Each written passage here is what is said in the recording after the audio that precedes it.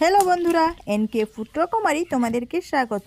আবারও চলে এলাম তোমাদের সঙ্গে টমেটোর রেসিপি নিয়ে। টমেটো তো চাটনি সস অনেকই করে থাকো, এবার আজকে আমি বানাতে চলছি টমেটো ও মাংস। চলো, টমেটো মাংস বানানোর জন্য এখানে টমেটোগুলোকে পরিষ্কার করে ধুয়ে কেটে নিয়েছি, আর এখানে কয়েক টুকরো পেঁয়াজ নিয়ে পেঁয়াজটাকে থেতো করে নিয়েছি, আর দুটা মরিচ কেটে নিয়েছি।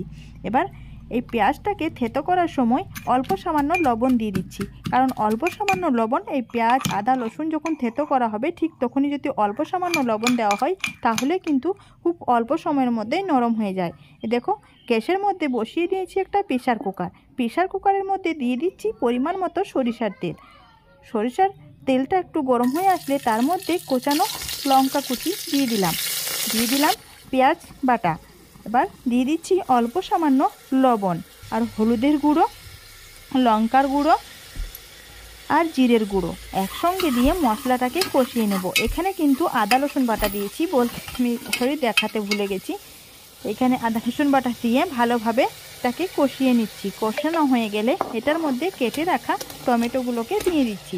টমেটোগুলোকে দিয়ে আবার এটাকে ভালোভাবে একটু কষিয়ে নিতে হবে, নাড়াচাড়া করে। খুব বেশিক্ষণ কষানোর প্রয়োজন নেই। দিয়ে দিচ্ছি এখানে মাংস। তোমরা যে কোনো মাংস এখানে ব্যবহার করতে পারো। এখানে আমার বাড়িতে যে মাংস ছিল সেটাই আমি দিয়ে দিয়েছি। এই মাংসটা দিয়ে এবার ভালোভাবে নাড়াচাড়া করে একটু কষিয়ে নিতে হবে। একটু সময় নিয়ে এটা যদি কষানো হয় তাহলে একটু তেল ছাড়তে শুরু করবে।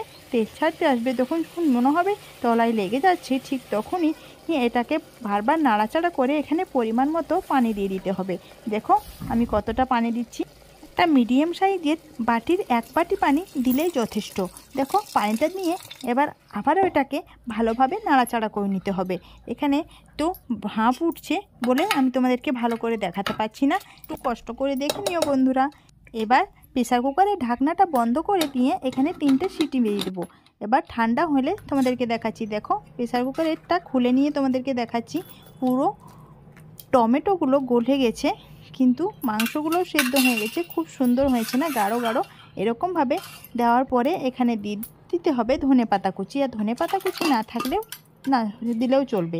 এই যে আমি আর একটা অন্য পাত্রে ঢেলে নিলাম। দেখো টমেটোটা কতটা সুন্দর লাগছে দেখতে।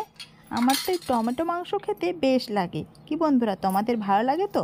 এবার শেষ পর্যায়ে দিয়ে দিচ্ছি ধনেপাতা কুচি দিয়ে তোমাদের যদি মনে হয় ধনেপাতাটা কাঁচা লাগবে তাহলে একটু ফুটিয়ে নিতে পারো, কিন্তু আমার আর কাঁচা লাগে না। ধনেপাতা আমার খেতে খুবই ভালো লাগে, তাই আমি ধনেপাতাটা ওপরে দিয়ে দিলাম। এবারে এটাকে ঢাকনা দিয়ে কিছুক্ষণ রেখে দিয়ে একটু পরে খেতে শুরু করলেই আরামসে খাওয়া যাবে, কোনো অসুবিধা হবে না। আর টমেটো মাংস রান্না আর যেমনই হোক না কেন খেতে কিন্তু অসাধারণ লাগে। কি বন্ধুরা, তোমাদের লাগে তো? একবার হলে তোমরাও কিন্তু বাড়িতে বানিয়ে দেখতে পারো। এই রেসিপিটা সত্যিই খুব সহজ কিন্তু অসম্ভব মজাদার। টাটা বন্ধুরা।